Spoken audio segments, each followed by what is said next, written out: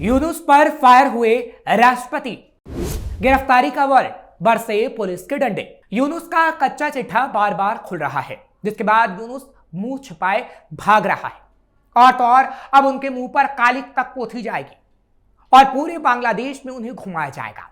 जी हां, ये बात सौ आने सच है, जिस बात को बांग्लादेश के राष्ट्रपति ने भी कह दिया है।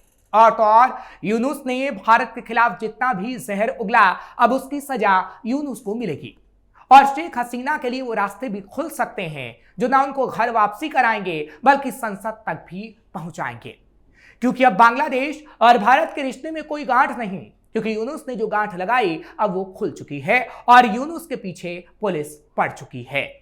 नमस्कार, कैपिटल टीवी का खास शो कच्चा चिट्ठा देख रहे हैं आप। मैं हूं आपके साथ हर्ष भारद्वाज। बांग्लादेश में अंतरिम सरकार का कार्यकाल खत्म होते ही और आम चुनाव के बाद नई सरकार गठित होते ही राष्ट्रपति मोहम्मद शहाबुद्दीन के जज्बात बदल गए और अब यूनुस के लिए कठोर कार्रवाई की मांग हो रही है। बांग्लादेश की मीडिया के मुताबिक राष्ट्रपति शहाबुद्दीन ने कहा है कि मोहम्मद यूनुस ने ना तो कभी संस्थानों के बीच समन्वय पर ध्यान दिया और ना ही वो किसी भी फैसले को लेकर उन्हें कोई जानकारी देते थे। राष्ट्रपति ने कहा कि यहां तक कि विदेश दौरे की भी जानकारी उन्हें नहीं होती थी। विदेश नीति से संबंधित कोई भी सूचना राष्ट्रपति तक पहुंचती ही नहीं थी। उन्होंने कहा कि उन्हें अलग थलग करने के लिए सारी राजनीतिक हथकंडों को अपनाया गया और यूनुस ने कभी उन्हें बोलने नहीं दिया। शहाबुद्दीन ने कहा कि सरकार को जरूरी फैसले राष्ट्रपति की सलाह से करने चाहिए, लेकिन मोहम्मद यूनुस खुद ही सारे फैसले कर लेते थे। संविधान यह भी कहता है कि विदेश दौरे पर जाते समय राष्ट्रपति को जानकारी देनी चाहिए और लौटने के बाद इसके परिणामों पर चर्चा होनी चाहिए। कार्यकाल के दौरान वो 14 से 15 बार विदेश गए, लेकिन एक बार भी उनकी सहमति नहीं ली गई और अपनी चलाई गई, जिससे बांग्लादेश पूरी तरीके से बर्बाद हो गया। यूनुस ने भारत के खिलाफ जहर उगला जो उन्हें नहीं उगलना चाहिए था। यूनुस ने भारत से संबंधों को बिगाड़ने की कोशिश की, जिसे अब हम सुधारने की कोशिश कर रहे हैं, ऐसा वहां के राष्ट्रपति कह रहे हैं।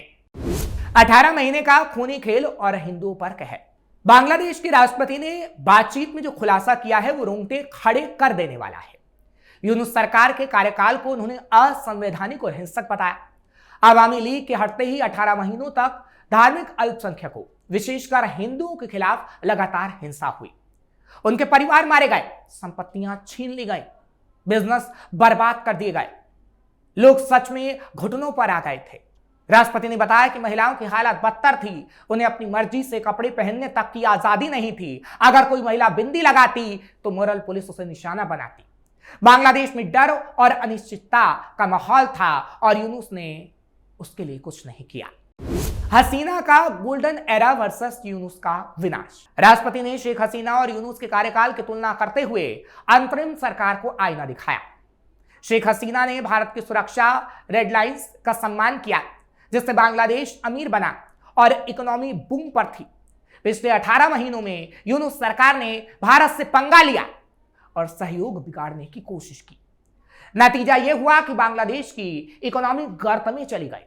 लोग महंगाई और बेरोजगारी से त्राहिमाम करने लगे। यूनुस के फैसलों को लगातार बदल रहा बांग्लादेश। बांग्लादेश का प्रधानमंत्री बनने के कुछ ही दिन बाद तारिक रहमान ने सेना में भी अब बड़े फेरबदल कर दिए हैं।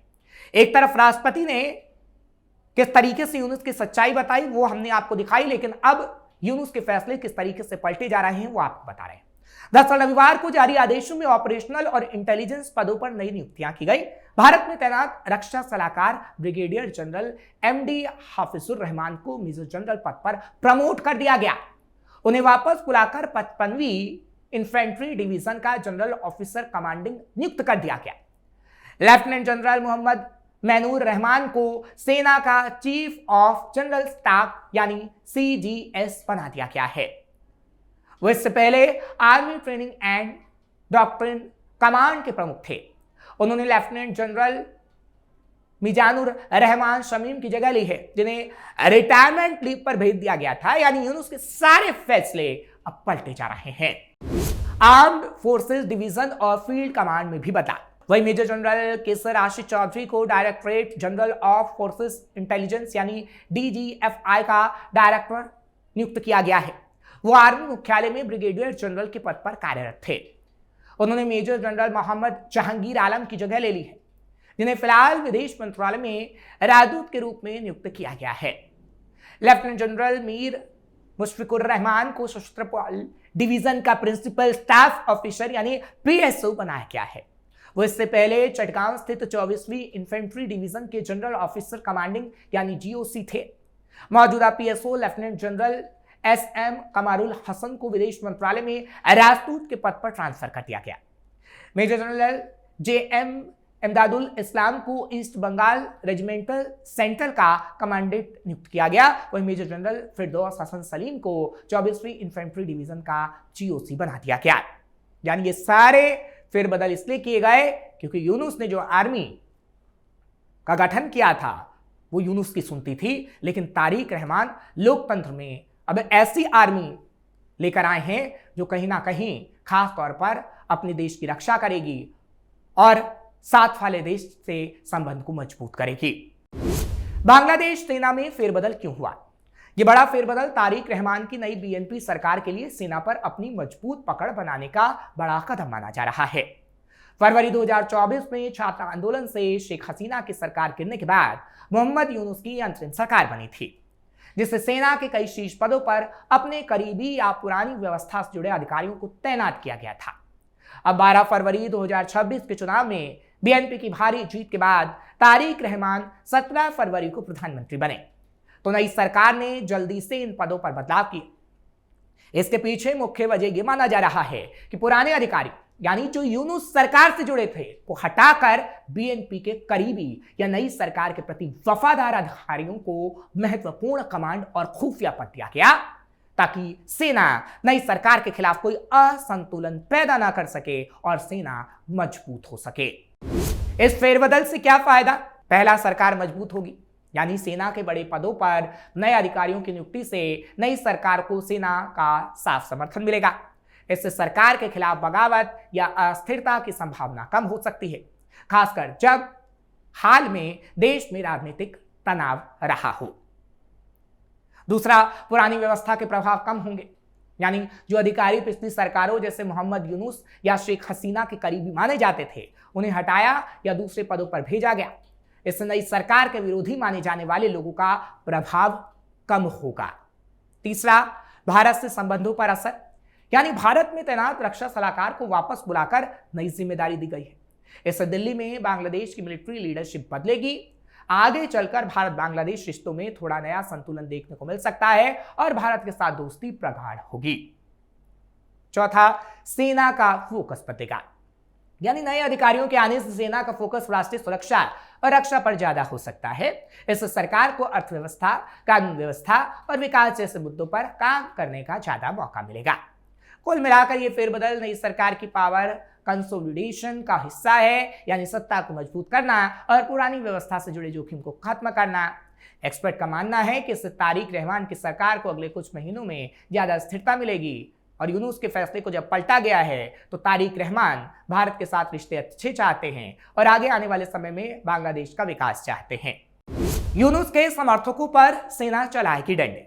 अब ये कहा जा रहा है कि सेना में जब फेरबदल किया गया है तो अब यूनुस पर और उसके समर्थकों पर डंडे बरसेंगे, क्योंकि यूनुस ने अपने करीबियों को सेना में भर्ती किया था जो खास तौर पर अल्पसंख्यकों यानी हिंदुओं पर डंडे बरसाने का काम कर रहे थे।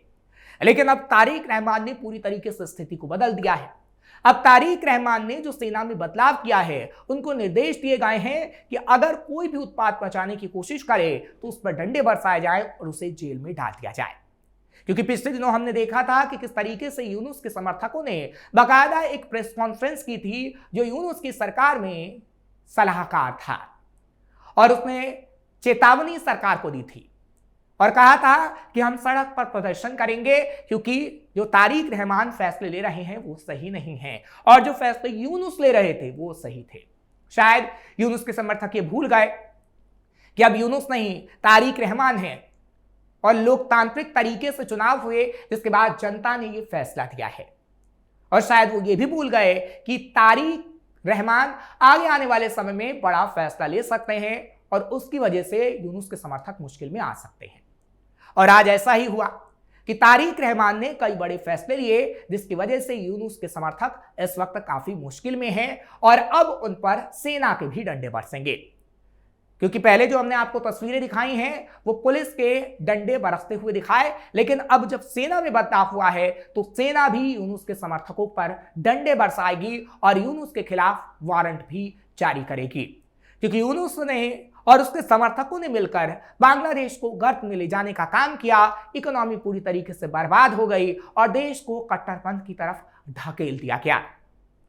लेकिन अब बांग्लादेश में शेख हसीना को लेकर भी रास्ता साफ हो रहा है। यूनुस के समर्थकों पर डंडे बरस रहे हैं और बांग्लादेश प्रगति के रास्ते पर चलने को तैयार है। फिलहाल आपको ये खबर कैसी लगी कमेंट सेक्शन में जरूर बताएं। खबर को लाइक शेयर करें, कैपिटल टीवी को सब्सक्राइब करना मत भूलिएगा। कच्चा चिट्ठा लेकर कल फिर आपके सामने हाजिर होंगे। मुझे इजाजत दीजिए, नमस्कार।